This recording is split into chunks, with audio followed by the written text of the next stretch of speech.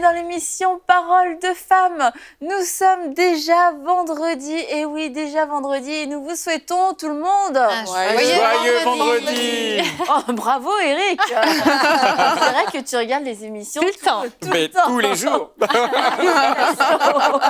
Et on va terminer cette semaine. On a parlé d'avoir une vie, de vivre une vie sans regret avec intentionnalité. Oui. Et on va terminer sur l'encouragement parce que sans encouragement, ça va être un petit peu difficile. Et donc, on va vous laisser toute la place pour cette dernière émission. Et je tiens à le dire encore, merci beaucoup d'avoir été parmi nous. Je sais que vous avez un programme très chargé. Alors, nous sommes bénis et contents que vous ayez pu venir à EMCI TV pour nous bénir et partager tout ce que le Seigneur a mis dans votre cœur. C'était super. Merci. Donc, je vous encourage à continuer. Merci. On accepte. On était très heureux d'être avec vous. L'émission est magnifique. On vous encourage à continuer. Oh, merci. C'est vrai que l'encouragement, c'est biblique. Ça ne vient pas forcément naturellement dans la francophonie, mais encore une fois, remettons Dieu au centre de nos vies. Et c'est biblique. Regardez, on a pris juste quelques exemples dans la Bible. Paul en parle beaucoup. Enfin, si vous voulez faire une étude, être intentionnel dans votre croissance biblique, vous pouvez faire une étude sur l'encouragement. C'est super intéressant de regarder juste quelques passages. Je vais vous lire simplement 3 petits passages et ils sont tous dans la première épître de Paul aux Thessaloniciens. Je ne sais pas si on pourrait l'appeler l'épître de l'encouragement, parce qu'il y en a d'autres à d'autres endroits, mais voilà ce que Paul dit. Encouragez-vous les uns les autres. Donc déjà, c'est ce qu'on a fait depuis qu'on vient de démarrer cette émission. Ensuite, il dit, vous savez aussi que nous avons été pour chacun de vous ce qu'un père est pour ses enfants. Nous vous avons encouragé, réconforté, adjuré de vous comporter d'une manière digne de Dieu. Puis ensuite, il dit, nous vous avons envoyé Timothée, notre frère, collaborateur de Dieu, pour la bonne nouvelle du Christ, afin de vous affermir et de vous encourager dans l'intérêt de votre foi pour que personne ne soit ébranlé dans les détresses présentes. Voilà, donc en fait, on a un petit peu le fil de ce qu'on voudrait partager avec vous. L'encouragement, c'est biblique, c'est aller dans le sens de ce que Dieu veut que l'on fasse entre nous pour pouvoir avancer. Et puis, la transmission aux enfants est super importante aussi. On va en parler. Et puis, en fait, Paul envoie Timothée pour encourager aussi. Donc, ça fait vraiment partie de la croissance, de cette fameuse façon d'avancer, de s'évaluer, d'être sûr qu'on avance dans les bons objectifs. L'encouragement mutuel. C'est presque comme une culture. On le disait dans une autre émission cette semaine, qu'en fait, on est beaucoup plus sensible à la critique qu'au compliment ou à l'encouragement. Et pour briser cette espèce de cercle vicieux, je pense qu'apprendre à encourager, c'est quelque chose qui s'apprend. Même si ce n'est pas spontané, on peut faire des efforts et ça devient une culture différente. Et on va faire en sorte bien de ne plus recevoir les critiques aussi facilement, mais d'être une source d'encouragement, et à la fois pour soi-même, pour les autres, et qu'on change l'atmosphère autour de nous. On veut être connus, pour les enfants de Dieu, comme des encourageurs, plus comme des critiqueurs. L'encouragement fait du bien à celui qui le reçoit. Merci, on apprécie que tu nous encourages par rapport à notre ministère, mais fait du bien à celui qui le donne aussi. Parce qu'on nourrit, on donne du positif, c'est un cercle vertueux qui s'installe. Pour démarrer, parfois, on oublie d'encourager ou de souligner des choses qui deviennent évidentes. Nous, on habite au Colorado, et c'est vrai que des fois, on prend une certaine route qui est derrière chez nous, et quand on est sur cette route-là, on a vu sur la chaîne des Rocheuses, et c'est extraordinaire. Eric prend l'habitude de dire, mais qu'est-ce que c'est beau. Et on a besoin du beau et de mettre des mots dessus et de le dire, parce que des fois on le pense, mais on ne le dit pas. Par exemple, je peux dire, oh là là, je peux penser, tu as de belles boucles d'oreilles. Merci. Mais je peux l'avoir pensé et pas l'avoir dit. Tu vois, je l'ai pensé et je ne l'ai pas dit, je te le dis maintenant. Tu as de belles boucles d'oreilles. Mais le fait de le garder pour moi, c'est dommage parce qu'en fait, c'est une pensée qui est positif, c'est encourageant, qui m'a traversé l'idée, eh bien, le fait de prendre l'habitude de la verbaliser va faire du bien à mon âme, parce que je te dis quelque chose qui t'encourage, mais à toi aussi qui le reçois. Et dans notre quotidien, il faut qu'on prenne ce réflexe-là de parler à haute voix, de faire s'exprimer ces choses positives auxquelles on s'est habitué. Ça évite de devenir aveugle à des qualités des gens autour de nous, ou bien à la beauté d'un paysage, et de se dire « ouais, bon, je vois ça tous les jours ». Mais non. Alors, en fait, on pose et on s'émerveille, ou bien on pose et on encourage quelqu'un, on le bénit. En plus, c'est contagieux. C'est-à-dire, je ne sais pas si vous avez remarqué, mais les gens qui sont constamment critiques, déjà, vous vous dites, mais bon, ils me critiquent les autres devant moi, donc quand je ne suis pas là, est-ce que c'est moi qui y ai droit ? Et quelque part, ce sont des gens qui, au bout d'un moment, se plaignent parce qu'ils créent le vide autour d'eux. Ils disent, mais plus personne ne veut être avec moi. Ben oui, on se demande pourquoi. Alors que d'être un encourageur ou une encourageuse, moi, je trouve ça magnifique. déjà, on vit qu'une seule fois. Alors, autant passer du temps à tous s'encourager les uns les autres. Et puis, ça fait du bien d'être autour de quelqu'un qui... Je sais que, je vais plus ou moins bien, mais si je vais voir ma sœur, mon frère, je sais qu'il va me regonfler à bloc, ça va me faire du bien, j'ai envie d'aller le voir, quoi. Et tu dis, ça empêche de devenir aveugle. Oui. Et je crois aussi, ça empêche de devenir amer. Oui. Parce que quelquefois, oui, on pense quelque chose de sympa sur quelqu'un, mais c'est comme... Ça nous fait mal de le dire, en fait. C'est pas juste parce que j'ai pas vraiment pensé à le dire. Oui, ton repas est bon, mais c'est comme, ça me fait mal de le dire. Ça me fait mal de te dire que tes cheveux sont beaux. Ça me fait mal de te dire que ton repas est bon. C'est comme ça me ramène, moi, à une insécurité où ça va me rabaisser de te faire ce compliment. Et je pense que ça aussi, faut vraiment le briser parce que des gens pensent des bonnes choses, mais à cause peut-être d'orgueil, d'insécurité, ils n'arrivent pas à formuler un compliment, un bon compliment, un vrai compliment. On a la même pensée. En fait, souvent, il y a des gens qui critiquent beaucoup, qui, comme tu dis, Annabelle, qui sont vraiment insécures par rapport à leurs valeurs. Oui. Et ils croient sincèrement que si ils offrent un compliment, un compliment, c'est gratuit. Bien sûr. Ils croient vraiment que ça leur enlève quelque chose. C'est comme si de valoriser la personne qui est devant eux va leur enlever, va les rabaisser. Oui. Et ça, c'est vraiment une fausse conception. Oui. C'est une idée qui vient pas du cœur de Dieu parce que Dieu, c'est quelqu'un qui encourage. Dieu est amour. Dieu aime faire ressortir le meilleur de nous-mêmes et il nous encourage à choisir la vie. Donc, je pense que complimenter, c'est une façon de choisir la vie. Et on propage la vie, on fait tourner la vie. Et puis, ça procure de la joie à la personne qui reçoit. Et ça peut tomber vraiment plus à point qu'on le pense. Des fois, il y a des gens qui vivent constamment dans des insécurités. Et si on leur donne un compliment qu'on a pensé peut-être juste le garder pour nous, puis on s'est dit, tiens, ça me coûte rien, je vais le donner. La personne, ça fait sa journée, ça fait sa semaine. Exact. Ça a peut-être même transformé sa vie, Oui. on ne sait pas. On peut sauver la vie de quelqu'un comme ça. Absolument. Moi, j'ai déjà entendu des témoignages de personnes qui avaient l'idée de se suicider, donc d'arrêter de vivre. Et quelqu'un est passé et a donné un compliment, dit mais on m'a vu, quelqu'un m'a vu, et ça redonne de l'espoir. Donc, on ne sait jamais la portée de ces paroles positives. Et puis, si je donne un compliment, peut-être que la personne va m'en faire un en retour. Et donc, du coup, ça y est, moi aussi, ça me fait du bien. C'est vraiment un cercle vertueux qui s'installe. Pour rebondir sur ce que vous dites, quand on retient un compliment parce qu'on a peur de l'amertume qui est dans notre cœur, etc., c'est parce qu'on se compare. Mais si on choisit de faire du bien en se disant, oui, elle a fait un super repas, peut-être que moi, j'aurais pas pu faire un repas aussi bon, mais le sien était bon. Puis je le mange alors. Je le mange en profite. Voilà, un bon saumon, par exemple. Un bon saumon, par exemple, oui, ma foi, après tout, je peux après te demander la recette. Et puis, est-ce que tu peux m'aider moi aussi à progresser? On a parlé toute cette semaine de cette idée de progression, de se fixer des objectifs atteignables, etc.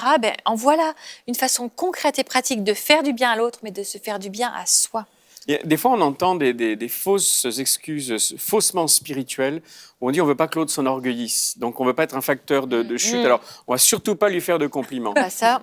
Mais c'est contraire à ce qu'on a lu de ce que Paul dit. Encouragez-vous les uns les autres. Il le dit 3 fois au minimum dans le même livre. Donc, ce n'est pas un danger d'orgueil. On a besoin de paroles qui nous font du bien.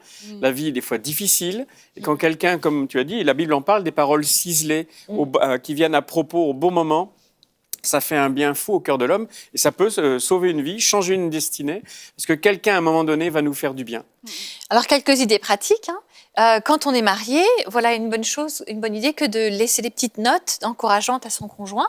Des choses, c'est vrai, quand on a plusieurs années de mariage, des fois, on prend pour acquis des choses positives du caractère de son conjoint, mais à ma foi, ça vaut le coup de l'écrire, le noter, envoyer un petit message, un petit texto, ou quand l'autre voyage, glisser des petites cartes dans la valise, des petits mots sous l'oreiller, etc. Être intentionnel dans le fait de transmettre ces paroles d'encouragement qui vont faire du bien à la relation amoureuse. Ça peut que booster votre relation entre mari et femme. Et puis entre amis ou entre connaissances, des fois, Dieu met une pensée de prier pour quelqu'un dans notre cœur. On prie pour la personne, ah ouais Seigneur, je pense à telle personne. Et si on prend l'habitude d'associer cette pensée de prière à, tiens, en fait, j'espère que tu vas bien, je prie pour toi. Et puis un petit verset que je reçois pour toi, ou hop, ça prend 2 phrases. Et encore une fois, on peut changer la vie de quelqu'un. Ce sont des bonnes habitudes à prendre. Surtout que c'est pour nous, facile pour avec les les autres. textes, avec les applications de messagerie immédiate qu'on a sur les téléphones, on peut le faire en 2 secondes, ça nous a On rien pense à plus quelqu'un. d'excuses, en Ben oui, fait. Voilà. c'est ça. Mais oui. Il faut juste Ouais. passer de la pensée, il faut passer à l'étape suivante, de la pensée à l'action. Juste penser à quelqu'un peut déclencher un petit mot, un verset biblique. Eric envoie à notre famille tous les jours un verset biblique qu'il choisit et ben, c'est toujours encourageant en fait. Et ce matin encore, tu as sorti ton verset, tu en as parlé. Et ben, Eric m'a dit, ça me fait penser à toi, ça c'est ton style de verset. Tes versets à toi, ça fait du bien à l'âme. Et Eric aurait juste pu l'envoyer comme d'habitude, mais il y a eu un petit mot en plus d'encouragement qui fait du bien. J'aime ce que vous dites parce que avec les applications comme WhatsApp, etc., ben, on reçoit souvent des choses, mais tellement impersonnelles. Oui. On reçoit des vidéos, il n'y a pas de texte qui accompagne, il n'y a rien, on te partage juste une vidéo comme ça. Et avec beaucoup de personnes, leur relation est comme ça, en fait. On transfère une vidéo, il n'y a vraiment rien de personnel. Et avec ce qu'on est en train de dire, c'est vraiment prendre le temps de personnaliser la relation qu'on a avec des gens en disant, OK, mais je pense à toi et puis je te dis quelque chose de bon, quelque chose qui va te redonner le sourire, qui va te faire du bien dans tous les cas. Et ça, c'est vraiment important dans l'ère dans laquelle on est. Vraiment, on communique comme ça par vidéo interposée. C'est vraiment important de faire ça. Et quand je pense aussi au témoignage, il y a beaucoup de gens qui souffrent du rejet. Mais c'est parce qu'elles n'ont pas parfois, dans certains cas, eu des personnes à côté d'elles pour les encourager. Elles ont toujours entendu des mauvaises phrases, des choses qui étaient négatives, mais elles n'ont pas souvent entendu vraiment des choses bonnes, des choses qui font en sorte qu'elles ont une bonne estime d'elles-mêmes. On se retrouve dans des situations comme ça. Donc, c'est hyper important vraiment de personnaliser nos relations et de réaliser en fait que derrière cette chose qui peut sembler simple, on donne la vie à quelqu'un. Ouais. On apporte la vie à une autre personne. Donc, c'est vraiment de le réaliser au final. Et c'est un peu le cycle naturel, je dirais, comme Dieu l'a créé pour manifester l'amour entre nous, d'aimer notre prochain. Et je pense notamment au cas de l'Église, les églises locales. Si on se disait, moi, j'ai pour mandat d'encourager, ça changerait beaucoup de dynamique, en fait, et beaucoup de relations. Et je ne serais pas, non, moi, mon mandat, c'est de diriger, c'est de corriger, c'est de diviser, c'est de critiquer. Mais non, mon mandat, c'est d'encourager. N'importe qui je vais croiser, je vais l'encourager. Et du coup, nos pensées vont être constamment tournées vers qu'est-ce que je peux apporter à cette personne, quelle est la parole, Seigneur, que tu as pour cette personne, plutôt que d'être nous dans nos émotions, dans nos ressentis. Et puis du coup, ça se termine en médisance, en plainte, en calomnie, et puis quelquefois en division, en rébellion. Ça prend des proportions énormes dans le mauvais sens. Mais si nous tous, on se disait, j'entre dans cette culture de l'encouragement, ça prendrait aussi des proportions énormes. En plus, la Bible dit qu'il y a plus de joie à donner qu'à recevoir. Et souvent, quand on est en thérapie avec quelqu'un qui a une tendance dépressive, on va essayer de trouver à cette personne des activités qui vont la tourner non plus sur elle-même, mais sur autrui. C'est vrai. Et de faire un compliment à quelqu'un d'autre, on détourne l'attention de soi-même et de ses problèmes et qu'est-ce qui m'arrive, c'est terrible. Donc notre apitoiement. Et puis on va penser à autrui. Et en fin de compte, on se fait du bien en le faisant. On se fait du bien parce qu'on arrête de penser à ses problèmes, on voit la valeur de quelqu'un d'autre. Et je pense qu'il y a des moments, moi, il y a eu dans ma vie des gens qui, sans s'en rendre compte, m'ont donné une parole d'encouragement qui m'a fait un bien fou au moment où je l'ai reçu et qui, des années encore après, continue de me porter, continue de me parler. Et on ne sait jamais comment on va recevoir en retour. C'est une culture de la générosité, en fait, avec nos paroles. Avec nos paroles. Tout le monde peut le faire. Si je suis généreux, eh bien, on peut s'attendre à de la générosité en retour qui va venir vers nous. Et on ne parle pas là d'être dans la flatterie parce que on marche dans la vérité. Il y a toujours quelque chose de bon à dire. Il y a toujours un encouragement de la part du Seigneur parce que lui, le Seigneur, ses pensées ne sont pas là en train de méditer sur le mal, sur les faiblesses de tout le monde. Donc, il faut juste capter la pensée de Christ pour l'autre personne. Mais ceci dit, il faut dire quelquefois, il y a des situations... c'est pas si positif que ça. On peut pas dire à la personne, hey, super travail. C'est un très bon point. Qu'est-ce qu'on fait quand, en fait, le message qu'on a à transmettre à la personne, il n'est pas forcément positif? Parce que des fois, il faut bien reprendre pour améliorer. On a dit l'échec, c'est de ne pas être un échec, c'est de continuer, même quand on s'est trompé. En fait, réfléchir pour tourner la phrase dans le positif peut nous permettre d'envoyer le message tout en encourageant, par exemple, de dire arrête de critiquer. On peut dire, est-ce que tu pourrais réfléchir à donner des encouragements ou à faire des remarques qui vont être positives et constructives plutôt que de critiquer, plutôt que de dire arrête de critiquer. Si on tourne notre phrase dans quelque chose de positif, est-ce que tu pourrais penser à donner des paroles qui vont être constructives? On fait la même chose. On dit, écoute, la plante là, elle est trop au milieu de la table. Et arrête de mettre la plante au milieu de la table. On pourrait dire, est-ce que tu pourrais la mettre un peu plus de façon artistique? Enfin, vous voyez, je tiens n'importe quel exemple là, mais elle est très bien cette plante. Je voudrais encourager la personne qui a mis la plante. Moi, je trouve ça super qu'on parle d'encouragement parce que, en fait, tu as parlé de la culture de l'encouragement, Annabelle, mais la culture de l'encouragement, c'est la culture du royaume. Parce que c'est le royaume de Dieu. Si on pense qu'on est au ciel, c'est juste la joie. Les gens vont juste s'encourager. Et vous avez dit quelque chose au début de l'émission concernant la francophonie, qu'on a de la difficulté à encourager. C'est vrai. Tellement vrai. Et ça, c'est vrai. On est beaucoup plus porté à critiquer. On s'auto-critique et on critique les autres. Oui.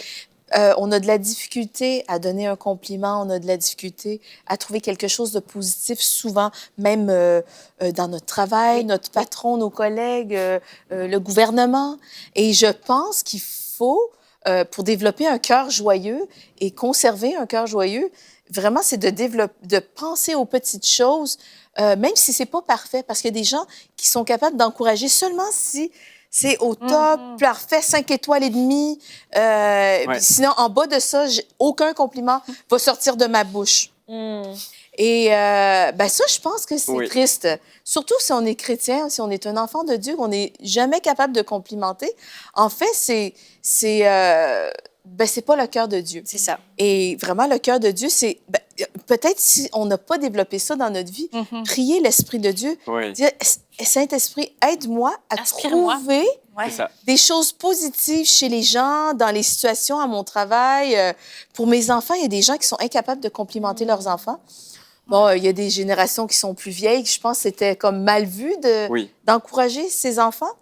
J'ai un petit peu côtoyé cette génération. Mais, de loin. Oui, mais bon. Mais bon, je pense qu'il faut renverser ça. Nous, on doit propager la culture du royaume. C'est ça. Et vraiment trouver des choses positives à dire. Je suis tellement d'accord avec ce que tu dis parce que, tout le monde en France, je ne sais pas ici au Québec ou dans d'autres pays francophones, mais à l'école, on nous apprenait qu'une critique intelligente, puis à l'université, pareil, pour être intelligent, il fallait savoir critiquer efficacement. Un texte, une étude de texte, une critique de texte, etc. Et notre intelligence était jugée à notre capacité à critiquer. C'est terrible, hein? Mais en fait, on l'a érigé en quelque chose d'ultra positif. Alors, c'est vrai qu'il faut être capable de comprendre certaines choses, mais on ne doit pas oublier pour autant parce que notre culture doit s'arrêter où commence celle du royaume. Et comme tu le disais, la culture de l'écriture, elle prime sur les autres. Et la francophonie, on est réputé pour ça. Jamais satisfait, toujours râleur, des fois. Et je pense que ça vient de notre éducation aussi, souvent. Et il faut que ça s'arrête avec nous, en quelque sorte. C'est ça, exactement. Mais moi, ça me rappelle quelqu'un qui avait dit à Mathilde, ça va te faire rire, ça va te faire rire, quelqu'un qui avait l'art de gâcher le compliment. « Oh, Mathilde, tu chantes bien, hein. Bah, t'es pas Darlene. » Ah non, non, non. C'était tellement flagrant que c'était... C'était pour pas qu'elle s'enorgueillisse. Il fallait un compliment manqué. Ça en était drôle. Ça en était drôle. Mais quelquefois, c'est vrai, il y a des personnes qui n'ont pas le compliment facile. Et ils ont tellement de maladresse à le dire. Sincèrement, je pense que oui, il faut prier pour trouver l'inspiration et que Dieu mette la phrase. Moi, je vais vous donner un... T'es belle, hein. Moins que l'autre, mais bon. Moi, je vais trouver des gens qui savent faire des compliments, qui vont pouvoir dire là, presque. Moi, je vais vous donner un bon mode d'emploi. Avant de vous lever, restez au lit et commencez à penser à Dieu en vous disant « Écoute Seigneur, merci pour qui tu es. Merci pour la création. Merci d'avoir fait de moi une créature merveilleuse. » On peut commencer par le compliment, tourner vers soi. Et puis ensuite, mettez des petits cartons, des petits morceaux de papier ou des post-it sur votre table de nuit et commencez à écrire 10 compliments pour les personnes que vous allez rencontrer aujourd'hui. Votre conjoint, vos enfants, vos collègues. Si vous êtes célibataire et que vous êtes seul dans votre appartement, voilà. Votre famille au loin, vos amis, vos sœurs et frères à l'église. Votre santé. Voilà, mettez un compliment ou des choses pour lesquelles vous êtes reconnaissante. 10 avant de mettre le pied par terre.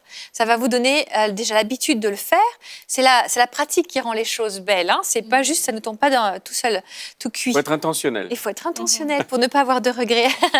Donc, écrivez tout ça et puis engagez-vous à aujourd'hui, je vais donner au moins 5 compliments. Et on s'en tient à ce qu'on a écrit sur le Et on papier. s'en Faut pas beaucoup développer. hein. Moi, je sais qu'on voyage beaucoup dans les aéroports et quand je vais aux toilettes dans les aéroports et qu'il y a une dame qui fait le ménage, systématiquement, j'ai pris l'habitude, je dis merci pour votre travail. Vraiment, j'apprécie beaucoup parce que je vous assure que c'est vrai. Quand on passe 30 heures dans les avions, moi, j'apprécie. Quand la salle de bain, les toilettes, bref, vous voyez ce que je veux dire? Et j'ai pris l'habitude, merci, j'ai pris l'habitude de systématiquement, voilà, je sais que s'il y a quelqu'un dans les toilettes qui nettoie, je vais lui dire merci, merci pour votre travail, j'apprécie qui vous êtes et ce que vous faites et vraiment, ça change ma journée. Et c'est des petites habitudes qu'on prend comme ça et je suis sûre que la dame, elle doit se dire quelqu'un a vu ce que je faisais. Absolument, Exact. c'est sûr. Ces gens-là, ils passent tellement inaperçus. Hier, j'étais dans un magasin. J'ai remercié la dame qui faisait faire les dégustations parce Ouais. qu'elle avait un beau sourire. Oui. Ouais. Puis juste ça, je pense que ça a complètement... Changé ça ta l'a vie. révolutionné, je sais pas. J'ai l'impression qu'il y a des gens, on ne sait pas. Ouais. On les croise, ils n'ont jamais de compliments. Peut-être ils vivent seuls. Peut-être Eh la oui, dame bien que vous sûr. complimentez dans les toilettes, elle vit un moment très difficile. C'est ça. Et juste un compliment, ça Ouais. peut... Surtout pour les jobs qui Bouleversé. ne se voient que quand ils ne sont pas faits. Exact. Comme le nettoyage. fait. On va jamais leur dire merci, mais on va leur dire là c'est pas Là, bien fait, critique. donc on Ouais, va c'est critiquer vrai. mais pas remercier. Ouais. Et c'est vrai, par rapport à l'esprit critique, c'est devenu vraiment une performance professionnelle, en fait. Mhm. Pour être bon dans un domaine, il faut que tu puisses, oui, critiquer, dire non, ce travail est incomplet, ce travail n'est pas bon, il faut rajouter ci, il faut rajouter ça. Et en fait, quelquefois, je pense qu'on a la culture du royaume dans certains domaines de notre vie, et puis dans d'autres domaines, on a tellement été formaté, et notamment le domaine professionnel, que en fait, quelquefois, on n'arrive pas à laisser la culture du royaume venir prédominer. Et je pense que là, dans l'encouragement, quand on a une situation professionnelle, se dire là, il faut vraiment que je sois intentionnelle parce que le monde du travail ne me pousse pas du tout à l'encouragement. Ouais. Et au contraire, c'est un monde tellement de compétition que là, il faut Oui. être doublement intentionnel. À la fois ouvrir les yeux sur cette ambiance qui m'entoure et me dire non, moi, je vais aller à contre-courant et je vais encourager. Et c'est pas pour ça que je vais perdre ma promotion et ni que je vais Exact. perdre le respect des autres. Parce qu'on peut obtenir les mêmes résultats en disant, voyons, qu'est-ce qu'il y a de bien dans ce travail, même s'il est incomplet. Qu'est-ce qu'il y a de bien dans ce travail? Je vais souligner 2 ou 3 points qui sont positifs et qui ont gagné l'objectif. Et puis voilà, maintenant, on pourrait encore plus améliorer en travaillant sur ce point-là et ce point-là, ce point-là. Donc, ça ne nous empêche pas d'être encourageurs, ne nous empêche pas de progresser. C'est simplement voir le côté positif pour pouvoir continuer à progresser. Et il ne faut pas qu'on oublie cette culture de l'encouragement pour nos enfants. Ceux qui ont des enfants autour d'eux, s'il vous plaît, baignez-les d'encouragement, trouvez des choses belles à leur dire sur qui ils sont, mais aussi sur ce qu'ils font. On est rapide à dire ça c'est pas bien, ça c'est pas bien, ça c'est pas bien. Oui, ok, mais qu'est-ce qui est bien, quoi? Et ça rend de la sécurité dans le cœur de l'enfant par rapport à qui ils sont, leur identité, leur capacité, etc. C'est vrai qu'un enfant, on a besoin de le faire progresser aussi. Je me souviens quand notre petit de 2 ans, il apprenait à colorier, il avait 2 ans et il dépassait tous les côtés. Oui. Ben oui, c'est bien ce que tu as fait, mais tu pourrais faire mieux parce que là, tu vois, la consigne, c'était de rester dans le rond. Et le fait de le challenger sur c'est bien et tu peux faire mieux, il est retourné à 2 ans et il a refait son travail, il a progressé. Mais on commence par dire c'est bien, je t'aime, tout ce qu'on a déjà partagé, hein, l'amour inconditionnel, et tu peux faire encore mieux. On encourage et ça permet de progresser aussi. N'oublions pas nos enfants. Mathilde, je suis sûre que tu as quelque chose à ajouter. Mais je trouve ça Sur ce spécial point. parce que quand elle a mentionné les enfants, ça, c'était dans ma pensée. Et je trouve que c'est vraiment une culture qu'on doit, transmettre à nos enfants, justement pour changer le climat dans nos maisons et pour pas répéter ce que nos ancêtres ont fait, vraiment de juste détruire les gens par juste gratuitement parce que ça m'enlève quelque chose de faire un compliment. Je pense que ça va leur démontrer le cœur du Père, ça va leur montrer le cœur de Dieu, de les encourager et ça va les encourager justement à être la meilleure version d'eux-mêmes et ils vont comprendre l'amour du Père aussi si on les aime. Ouais. même si on les complimente, même si c'est pas parfait. Oui. Donc, en tout cas, c'est comme ça que j'essaie d'élever mes filles le plus possible. Et on peut aussi encourager de façon prophétique, si on peut dire. C'est Absolument. peut-être que tu n'as pas réussi Ouais, ouais. à le faire bien aujourd'hui, mais demain, tu vas réussir à le faire. Je sais que ça, tu vas réussir. Un enfant qui a des difficultés, peut-être pour apprendre à lire, oui, mais mes autres copains, ils savent lire.